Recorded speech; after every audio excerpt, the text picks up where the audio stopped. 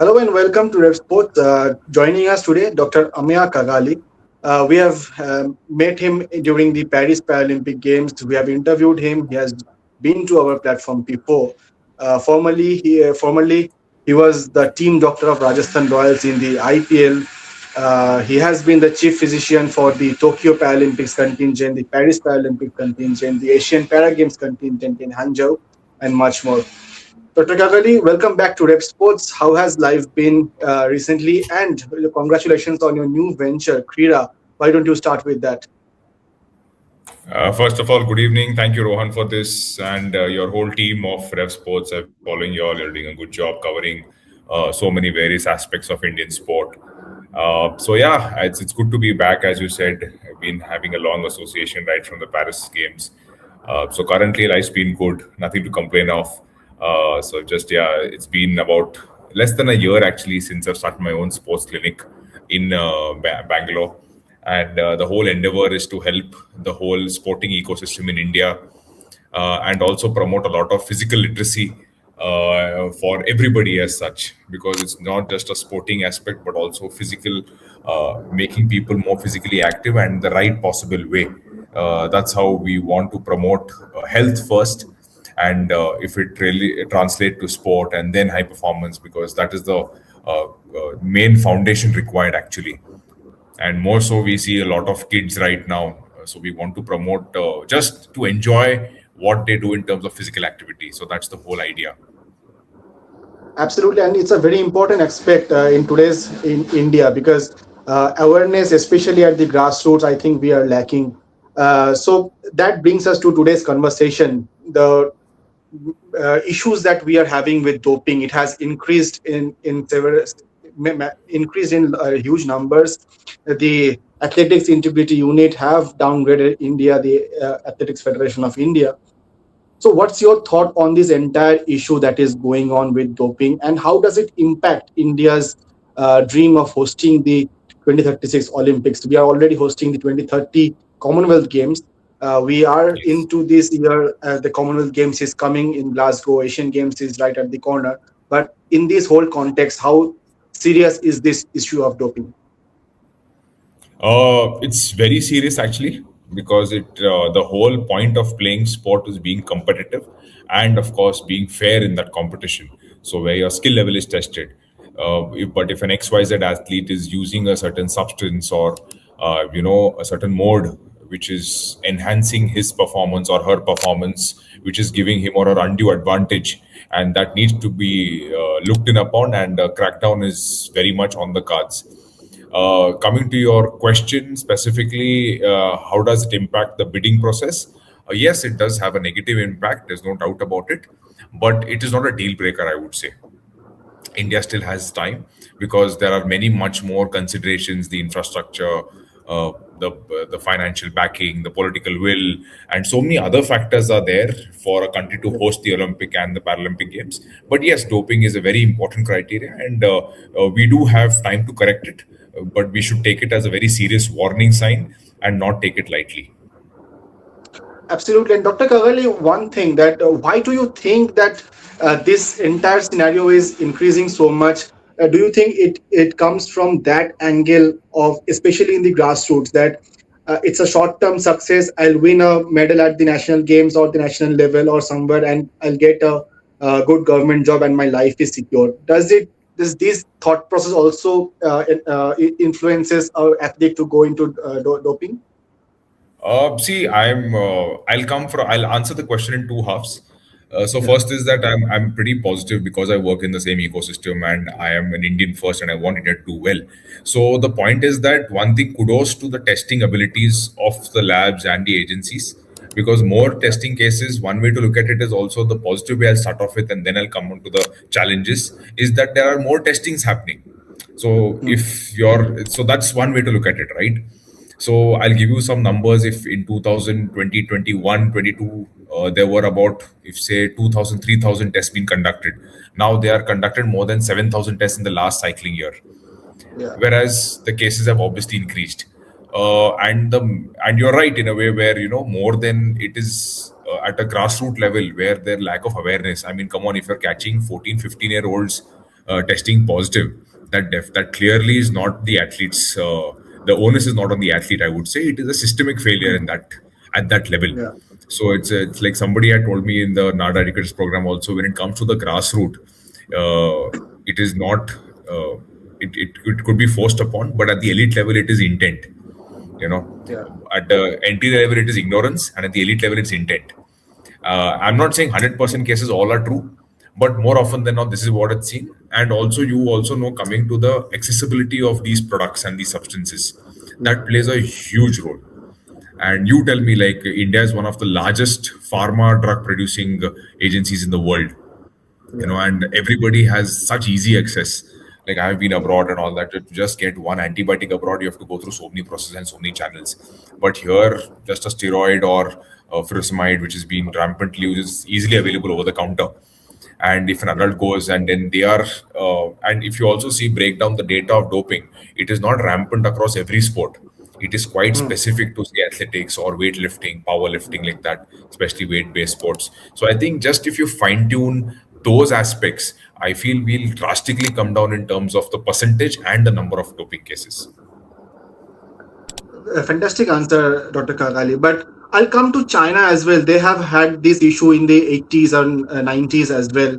But they went on to hosting the Beijing Olympic Games, the Asian Games as well. But Absolutely. before that, I just want to understand one aspect that, especially at the grassroots, is it that the athletes all the time they do it knowingly, or is it that something they might be taking a medicine that might result in positive dope case, perhaps maybe some other medicines for some other issues, pure lack of awareness, and that has resulted in a positive result. Yeah. So I'm telling that in India, when you start sport, everybody starts Yeah. playing for the fun of it. क्यों खेलना अच्छा लगता है, बाहर जाना अच्छा लगता है.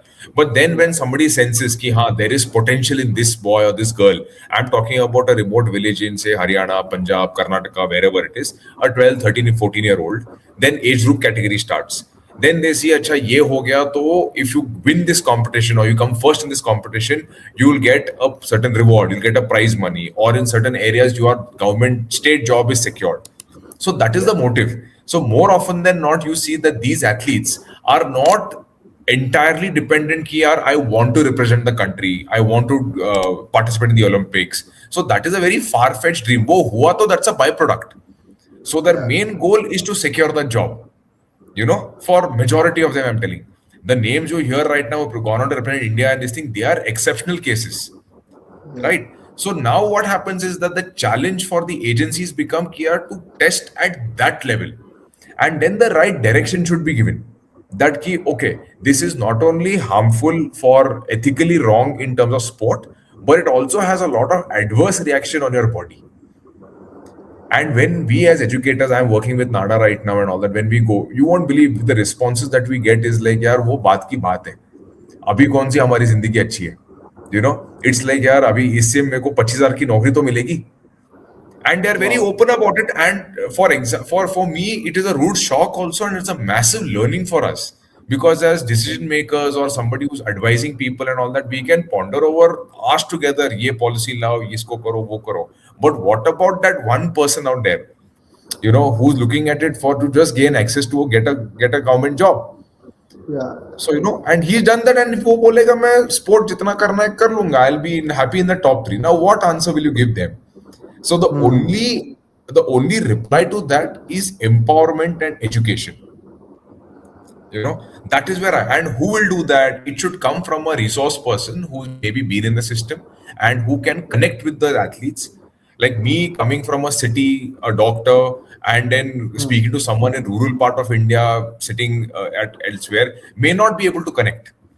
So somebody from the system who's been a physical education coach or a teacher. So I'm making it a reverse spin right now. Like how the coach can Yeah. influence negatively also, they can influence positively also. So they should be used as Absolutely. people, and that transition will take place. So what you're seeing today is not that it has happened in the month of January 2026. It is being Yeah. going on for decades. Now actually the cleansing process will start or has already begun. अभी इसके जो results है वो आपको अगले 5 years 10 years में दिखाई देगा. what the agencies have been doing. Yeah. So when we talk about educating these athletes at the young stage, or testing of the mass athletes, do we have Yes. that facilities in the country? Do we have that infrastructure? Can you give me a number? Again, we have the infrastructure, but not to that scale where it should be. Hmm. Okay, I'll give you a small example of last year what happened. That whole pic went viral of Khelo India Games in Jaipur, where at the Yeah. finals, out of the 8 lanes, only two athletes were there. Yeah. Okay, it is embarrassing, yes, but also I see a lot of at least वो डर पैदा हो गया है अभी. So maybe the same games or the same national event in maybe 2016. Why 2016? 2022. 4 साल पहले की बात ले लो. They would have been eight, they would have been medalists and all that, and later news would come up and say. So now what has happened? It is a deterrent right from the word go. Hmm. You know what I mean? So then Yeah. that already tells me that the cleansing process has begun. That the athlete is scared to even take the track. Or yeah, I don't Uh, want to compete only because I know I'll be uh, tested at the end of this. And coming, there are somebody called the DCOs, that is the doping control officers. I hmm. have been told I might be wrong with the numbers here. There are too far and too few doping control officers as there should be. Again, that's a decision making thing. So Hmm. more of them at least being on ground. Then they have recently started the NADA educators program, that is the national anti-doping. So they're taking people from all walks of life, from all backgrounds, not just maybe doctors. There would be coaches, physical education Hmm. teachers, nutritionists, SNC coaches, psychologists. So basically anyone and everyone who are working in the sporting ecosystem, right from the grassroots till the elite, are getting Hmm. involved. So even the Hmm. athlete thinks कि हाँ बाबा ये बोल रहा है तो कुछ सही बोलता होगा. Hmm. And even that, again, I'm telling you, the start has happened now. Yeah. Yes, Absolutely. so to answer your question, yes, they are understaffed, but I think with the educators program, it is going to get better. Absolutely. But before we move on to other aspects of this conversation, since the China point came up, I just want to know a bit more, because you have been to different parts of the world. You have seen the different infrastructures in different countries. China have had a huge doping issue in the 80s and 90s. They went on to host the Olympic Games. They are now Yeah. one of the topmost sporting nations in the country. So, what are the things that we can take from these countries as a lesson to improve our system, as per you, because you have seen the world around? Two things again I go up to. One is awareness, and one is something called as channelizing.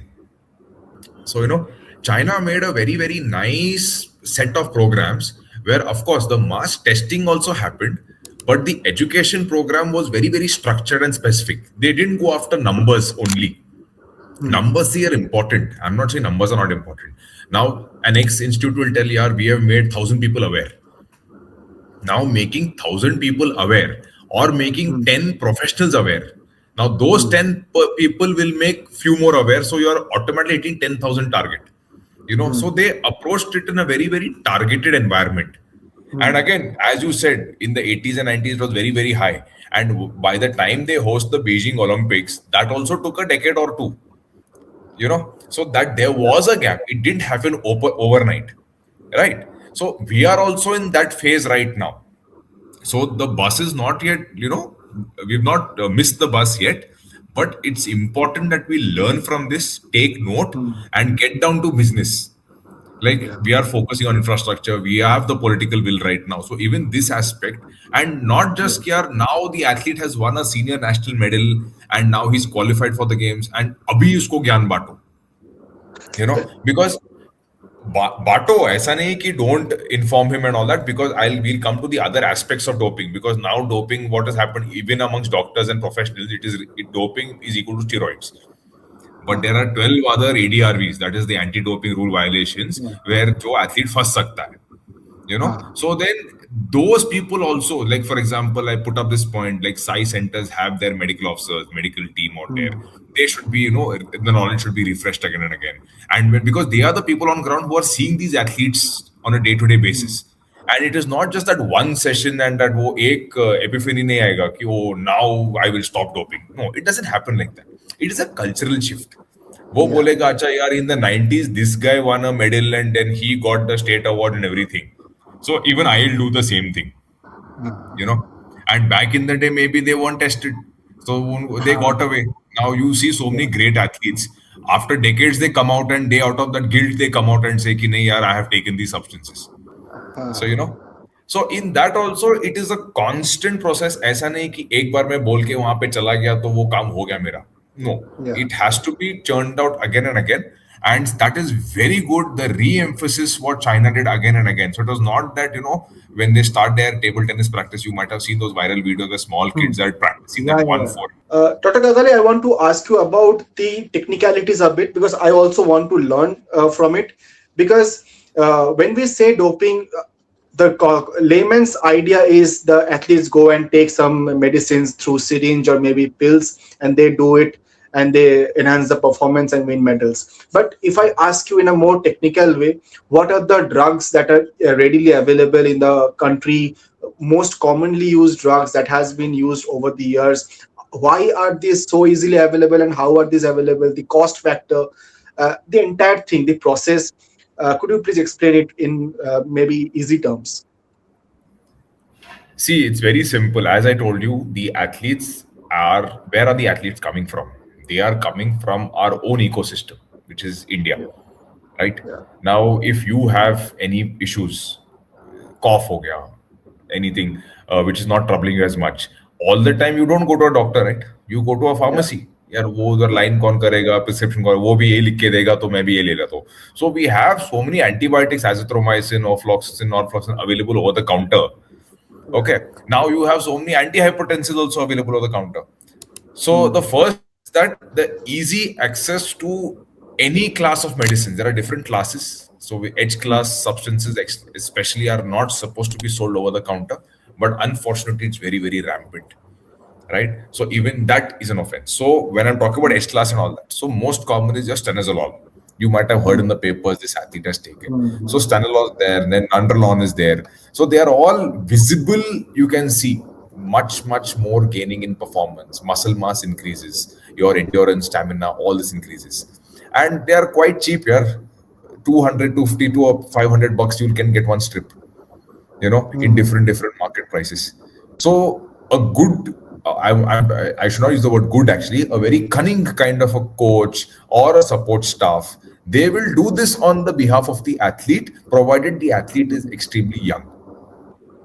And by young, I mean we've seen cases of 14-year-olds and 15-year-olds also. And again, go back to the same saying what I said is that cherry kya government job milega apne ko. That. ah, Then coming back to, then there are something sports specific also, like for example hmm, shooting ho gaya, or archery. hmm, More than, I mean, you need strength, you need fitness for that also, but you need a lot of stillness. So there are yeah, certain drugs which prevent the tremors, like beta blockers are there. So ah, even so, what athletes do is that they will get one perchi for their uncle or father or somebody who's taking that medication. Easily available again. There's nobody to ah, cross check it. It's a very legit drug. It is for good purpose. BP kam hota hai usse. Market. It's a very legit drug, legit user, legit hospital. Everything is there. But look where it is being used right now. hmm, And we've seen cases. And also, if you see, about more than 50% of the cases are in these three sports only: athletics, powerlifting, weightlifting. Why? yeah, Mostly importantly is the weight category. Now yeah, you only saw the whole fiasco which happened in Paris. Okay, just for those few milligrams, and we had to miss a short medal. So now you can imagine at that level, now at apna grassroots level, if somebody has to do something like that. Now it's an open secret. Furosemide is there, Lasix, where you have it, you piss out more. So for an elite, what will happen is that ek to, yes, the weight is also there, and secondly, it can also be used as a masking agent. So in a drug like furosemide, which is very very common and it's so cheap, yeah. Like I'm surprised why is it so cheap. So it's about 20 bucks a strip, I think. So अरे आप बाप वो रे. खाओगे, yeah. So it is that, like, you're getting it so easily available, and people who have been in the system, who know how to play the system, unfortunately, are doing this. So furosemide directly doesn't enhance any performance, but Hmm, through its passage and increase the urine output, it either hmm, washes out the drug that you have taken, hmm, or when you are playing a weight based category, it helps you reduce your water weight.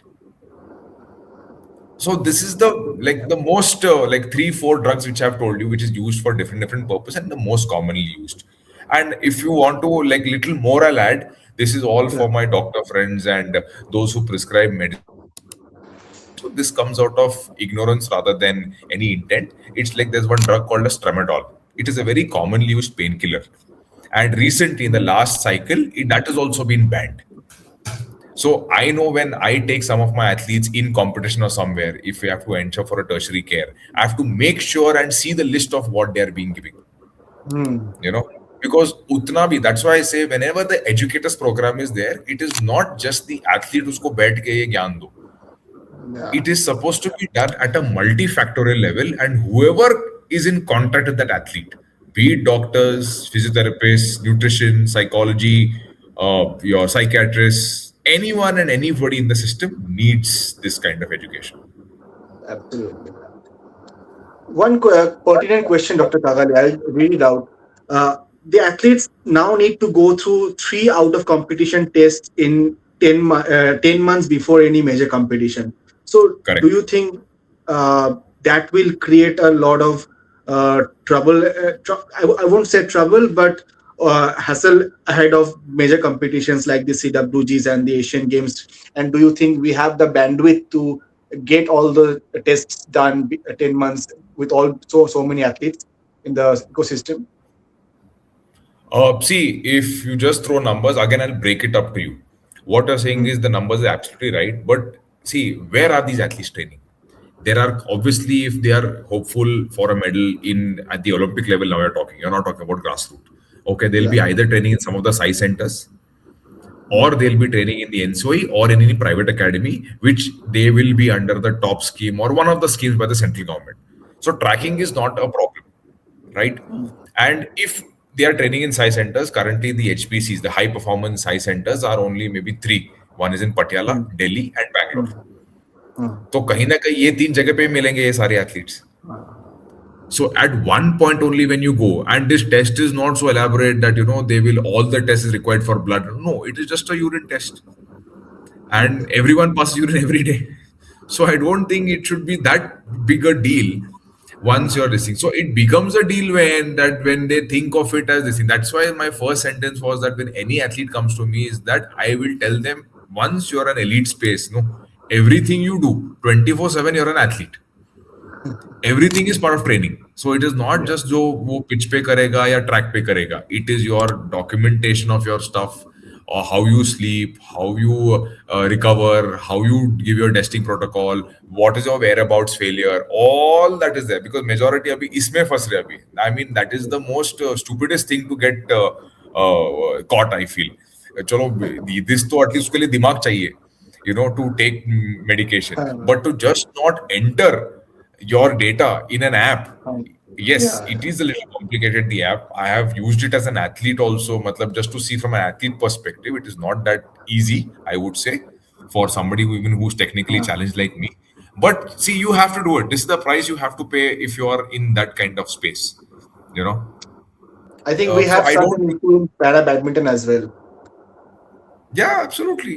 That's I and we both know who we are talking about. The name is out there in the open domain, and Yeah. a sure shot medal hopeful. In that particular category it was.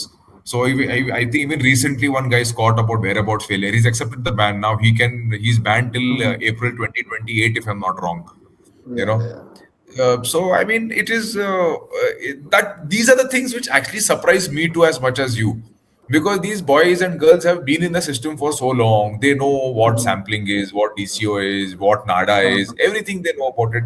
But whereabouts ke liye, if you're not entering a data where you are, I mean, it is a yeah. little that I entirely that's on the athlete. I'm sorry to say, I don't blame my athletes just for the heck of it. But in this whereabouts failure, I think this is on them. Final few questions in this conversation, Dr. Kagali. I Yeah. want to know more about the sys- uh, concerns with para athletes as well when it comes to doping. What are the cases in para athletes as well? Do you see similarities with able bodies? What is the scenario like? Could you please explain? See, the scenario is almost as good or as bad as it is with the able body. But only the challenge I tell you in para athletes is that they have a lot more medical documents. Hmm. So invariably, out of competition, see, understand the doping structure is there. When I started the introduction part, no, it is that anything which enhances performance. Hmm. Okay. But the other tone is that it should be used where the health is first protected. mm, So if the clinician is justified in that this drug or this medication is helpful for the athlete and this is the best possible option available in this scenario to be given to the athlete, you can and you should administer that medication. Okay, for that you have the TUEs and the therapeutic use exemption, and that's a different thoda sa it is little detail mein ho jayega, but it is still there. That's the only mm, different I would say. Because mm, if you take an amputee is as good as able body, right? The challenge comes in a wheelchair athlete where they develop certain mm, ulcers over a period of time, mm, any other mm, complications if it's more probability of diabetes and a wheelchair mm, athlete and the age criteria. So mm, in that, just that the medical terminology is not more, but whoever treating physician is there, the neurophysician or the surgeon, whoever is there, and luckily at the elite level again, I have the privilege to be in touch with those doctors also to just tell, yeah, these guys also come under the testing. And one mm, more thing I would like to add is that the testing of these athletes also is a little unique because some of these athletes wear diapers or they mm, wear the catheter, so the mm. testing is done directly from that. Now, what happens is that sometimes there is chances of contamination also. Okay.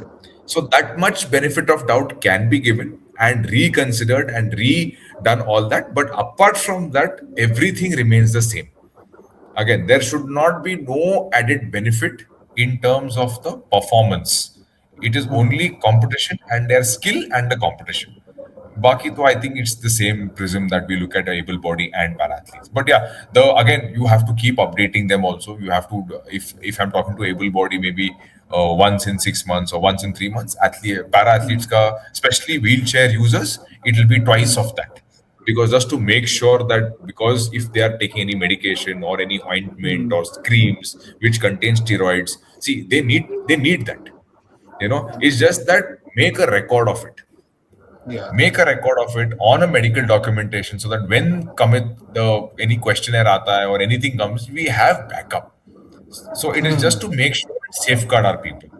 And one last thing, I know you have not asked me this question. It is a part of education also. There's a yeah. fantastic app that is the KYM app, Know Your Okay. Medicine. I would request to add this segment wherever it is, and Mm, also this thing. It's Know Your Medicine. It is extremely easy to use.